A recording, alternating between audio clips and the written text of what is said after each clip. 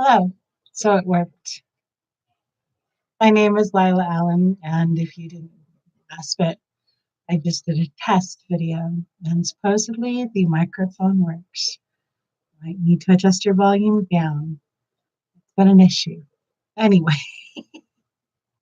this is today's happiness practice, which is basically me meandering. Um, my intention, kind of sort of, has been to do this in the morning because it will help give focus for the day ahead. But sometimes I do not get out of bed in a timely fashion. And that is actually one of the things I am is a challenge for me is timeliness. I have clients outside of the home. I have clients inside the home. I also have work that I am trying to do for myself, the happiness book, the work on the newsletter, put up posts, just dedicating time to things I made commitments for. And sometimes I have a difficult time at getting going.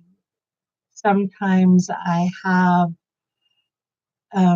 difficulty getting out of bed, which is actually two different things. Or maybe it's not. Maybe it is all the same thing.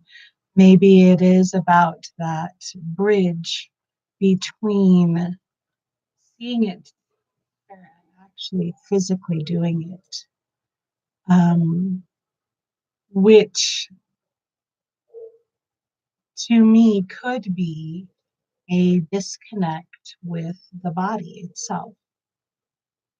Um, One of the things I have been working on last, we'll say year, is getting back into my body, being in body. And if you're not a metaphysical person, this may not make a lot of sense to you. So I'm going to take about 5 minutes, I hope, and talk about that a little. Um, when one meditates, when one dreams, and perhaps you've heard of astral projection, being out of body so that your spirit or energy or awareness is out here. It's not in here. And who knows where else on the plane or in other dimensions, whatever. It is a valuable tool for connecting with the spiritual. It is not so valuable when, or a lot less valuable, when when I am trying to get things done, trying to be more healthful, um, trying to interact with my environment.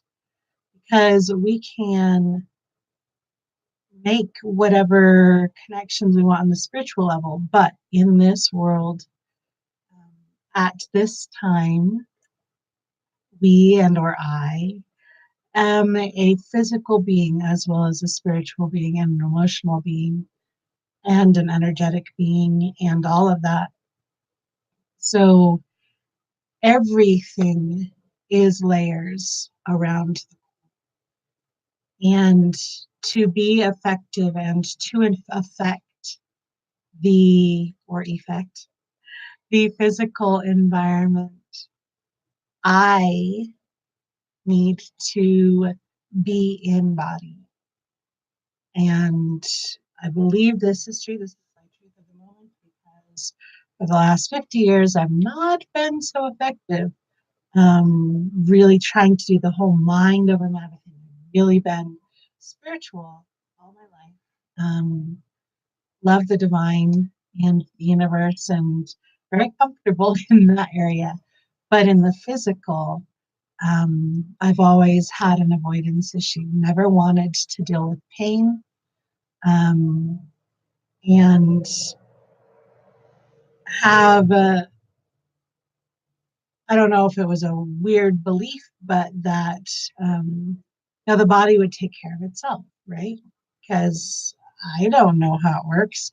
We take a few biology classes, but honestly, what do we really know? What do I really know, doctor?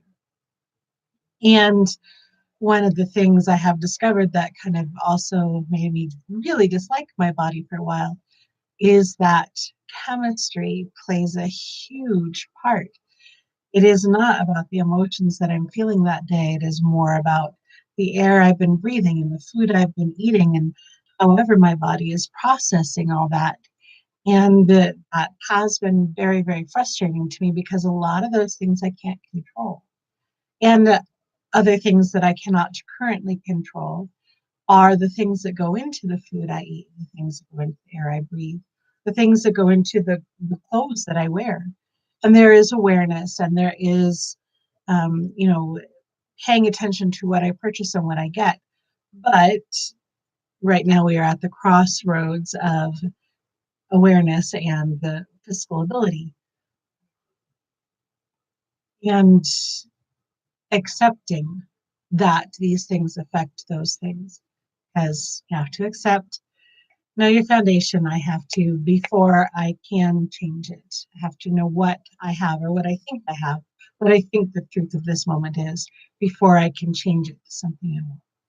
So, my current thought process is that I need to be in body in order to affect physical change in my reality, which makes sense. It's a physical world that I'm trying to change.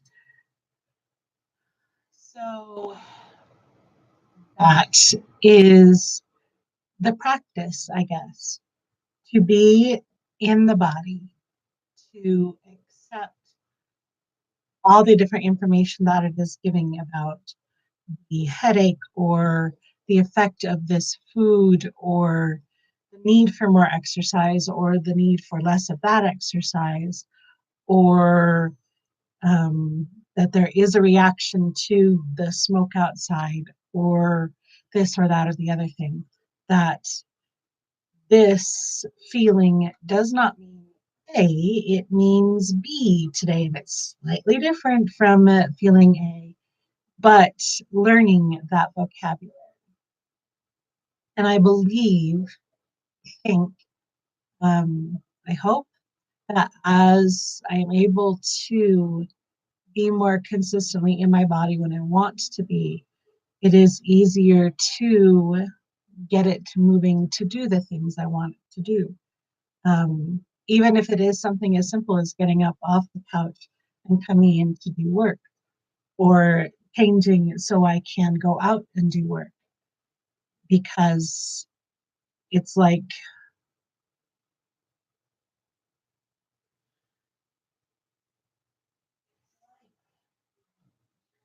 gym and it takes a little bit.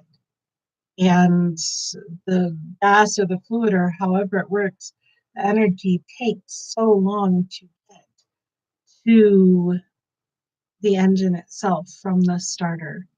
Or if we're talking computing, which is what I compare the brain to, it's like you put in the information in the keyboard and then it has to go through the processor. And since it's a really slow processor, it takes 2 minutes for it to actually open up on the screen.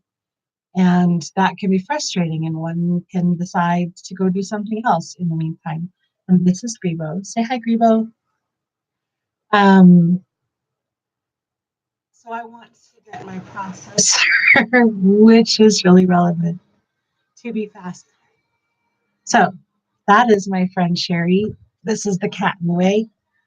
Thank you for listening. Today's happiness practice is to be in the body and to work on getting that processor faster.